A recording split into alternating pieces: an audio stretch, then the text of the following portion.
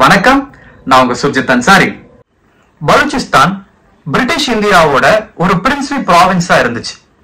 After independence பாகிஸ்தானும் இந்தியாவும் தனித்தனியா உருவானதுக்கு அப்புறம் முஸ்லிம் மெஜாரிட்டி அதிகமா இருக்காங்கன்ற ஒரு காரணத்தை காட்டி பலூச்சிஸ்தானை வலுக்கட்டாயமா பாகிஸ்தான் தன்னோட ஒரு அங்கமா இணைச்சிட்டாங்க. பாகிஸ்தானோட பலூச்சிஸ்தான் ப்ராவின்ஸோட மக்களை பலூச் பீப்புள்னு சொல்லுவாங்க. இந்த பலூச் பீப்புளோட எத்தனிசிட்டின்னு பாத்தீங்கன்னா பாகிஸ்தான் மட்டும் இல்லைங்க, ஒரு 3 நாடுல இந்த பலூச் மக்கள் பரவி இருக்காங்க. ஈரான்ல ஒரு பகுதி பலூச் மக்கள் இருக்காங்க. அதே மாதிரி ஆப்கானிஸ்தான், சதர்ன் ஆப்கானிஸ்தான்ல பலூச் மக்கள் இருக்காங்க.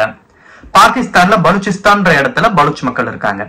ஆனா மோஸ்ட் ஆஃப் த போராட்டங்கள் நடக்கிறது பாகிஸ்தானை சேர்ந்த பலூச்சிஸ்தான்ல தான். மற்ற இடங்கள்ல பெருசா அந்த பலூச்சின மக்கள் போராட்டங்கள் பண்றது இல்ல. ஈரான்ல இருக்கிற பலூச் மக்கள் கொஞ்சம் கொஞ்சம் அப்பப்போ போராட்டங்கள் பண்ணாலும் மிக தீவிரமா தனிநாடு வேணும்ன்ற போராட்டங்கள் பண்றது பாகிஸ்தானை சேர்ந்த பலூச்சிஸ்தான் மக்கள் தான்.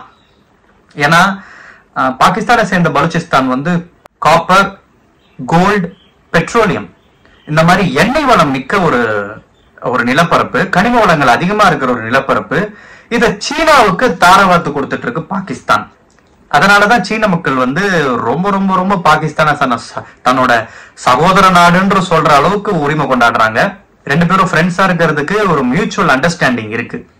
ஏன்னா சீனால சிபெக்னு சொல்லுவாங்க, சைனாவோட economic corridor, China Pakistan economic corridor, இதுதான் சிபெக்.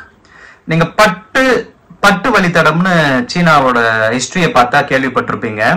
ஏன்னா சீனா தன்னோட பொருட்களை ஏற்றுமதி செய்யறதுக்கு கடல் வழியை பின்பற்றிட்டு இருக்கு. அப்படி பின்பற்றுற கடல் வழி பாத்தீங்கன்னா மலாக்கா ஸ்ட்ரெயிட், மலேசியா வழியா இந்திய பெருங்கடல், வங்கக்கடல் கூட நுழைஞ்சு இந்திய பெருங்கடல் வழியா தான் அரபிக்கடல் கூட நுழைஞ்சு அரபிக்கடல் வழியா ஐரோப்பா நாடுகளுக்கு போனோம். இது ஒரு லாங் டிஸ்டன்ஸ்.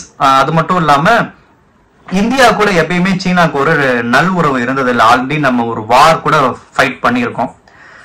இந்தியா கூட ஏதாவது ஒரு பிரச்சனைன்ற பட்சத்துல மலாக்கா ஸ்ட்ரெயிட்ல நம்ம அந்தமான் நிக்கோபார் ஐலாண்ட்ஸ் மூலமா பிளாக் பண்ணிடுவோம், நம்மளோட வார்ஷிப்ஸ் மூலமா பிளாக் பண்ணுவோம். ஏன்னா அந்தமான் அண்ட் நிக்கோபார் ஐலாண்ட்ஸ் நம்மளோடது. நம்ம வார்ஷிப்ஸ் வச்சு என்னைக்கா இருந்தாலும் சீனாவோட கப்பல்களை பிளாக் பண்ணிடுவோம் அப்படின்ற ஒரு பயத்துல ஒரு வேற ரூட், ஒரு எக்ஸ்ட்ரா ஒரு ரூட் வேணும்ட்டு முக்கியமான ஒரு ரூட்டா சைனா டிபெட் வழியா பாகிஸ்தானுக்குள்ள ரயில் அண்ட் ரோட்ஸ் எல்லாம் பில்ட் பண்ணி குவாடர் போர்ட்னு ஒரு இடம் இருக்கு. அது நம்ம பலூச்சிஸ்தான் பகுதியில தான் இருக்கு.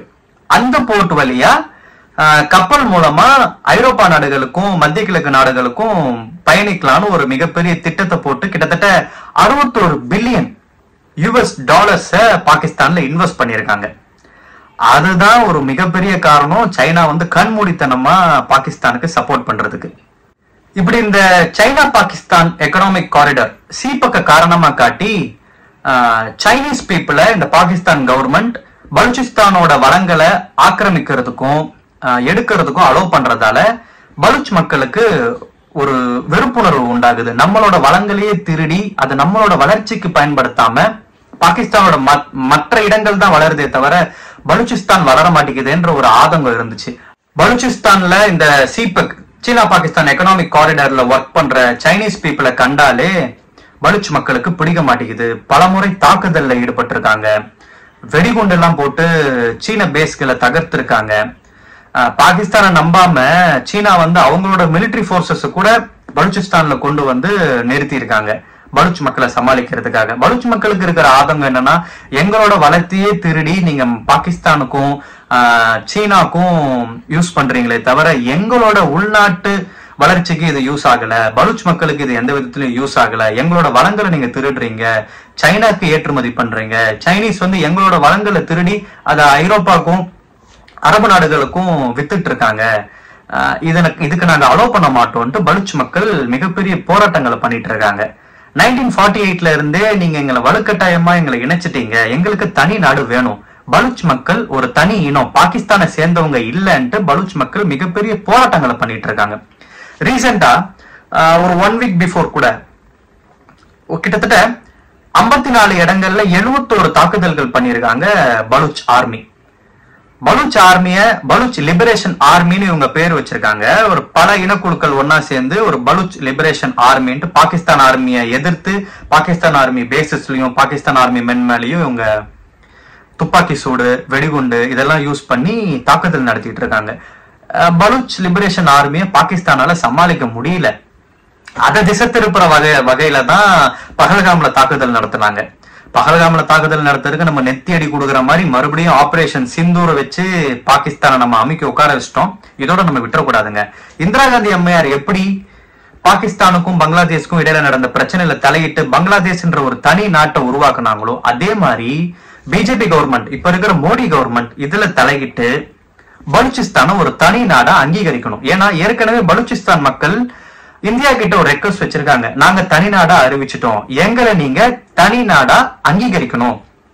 இன்னும் ஒரு படி மேல போய் இந்தியால எங்களுக்கும் ஒரு எம்பசியை நீங்க உருவாக்கணும், பலூச்சிஸ்தான ஒரு தனி நாடா நீங்க அங்கீகரிக்கணும். பலூச்சிஸ்தான் மட்டும் ஒரு தனி நாடா உருவாயிடுச்சுன்னா உலகத்தோட 196வது ஒரு புதிய நாடா பலூச்சிஸ்தான் உருவாகிடும். இது பாகிஸ்தானுக்கு ஒரு பெரிய அடிதாங்க. ஏன்னா பலூச்சிஸ்தானை நம்பிதான், பலூச்சிஸ்தான் இருக்கிற பார்டர் போர்ட்டை நம்பிதான் சைனா பாகிஸ்தானுக்கு சப்போர்ட் பண்ணிட்டு இருக்கு. ஏன்னா அவங்களோட எக்கனாமிக் காரிடார் அது வழியா தான் போகணும். இந்தியா மூலமா அவங்களால ஒண்ணுமே பண்ண முடியல. ஏன்னா இந்தியாவும் சைனாவும் ஆல்ரெடி பல வார் சண்டை போட்டிருக்கோம், நம்மளோட எதிரி. அதனால நம்ம அலோவ் பண்ண மாட்டோம். பாகிஸ்தானை வச்சுதான் பல வேலைகளை சைனா செய்யறதுக்கு திட்டம் போட்டிருக்கு. பல கோடி டாலர்ஸ பாகிஸ்தான்ல இன்வெஸ்ட் பண்ணிருக்கு. இந்த நேரத்துல இப்படி ஒரு பிரச்சனை இந்தியாவுக்கும் பாகிஸ்தானுக்கும் ஏற்பட்டிருக்கும் போது ஆப்வியஸா பாகிஸ்தானுக்கு தான் நம்ம சைனா சப்போர்ட் பண்ணுவாங்க.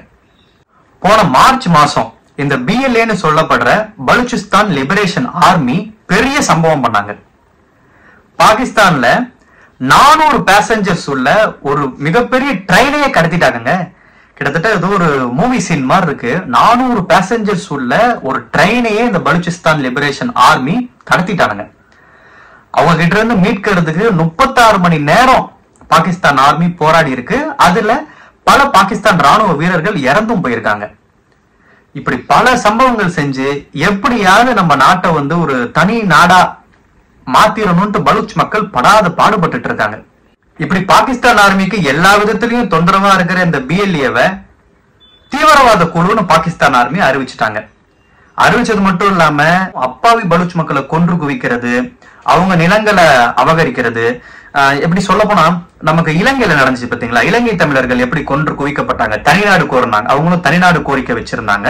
எப்படி நம்ம பலூச் மக்கள் பாகிஸ்தான்ல இருந்து பிரிஞ்சு எங்களுக்கு தனிநாடு வேணும்னு கேக்குறாங்களோ அதே மாதிரி இலங்கை தமிழர்கள் எங்களுக்கு சிங்களர்கள் கிட்ட இருந்து தனிநாடு வேணும், ஸ்ரீலங்காவோட நார்த்தன் ப்ராவின்ஸையும் ஈஸ்டர்ன் ப்ராவின்ஸையும் தனி ஈழமா நீங்க அறிவிக்கணும்னு சொல்லிட்டு தான் அந்த விடுதலை புலிகள் போராட்டம் பண்ணிட்டு இருந்தாங்க.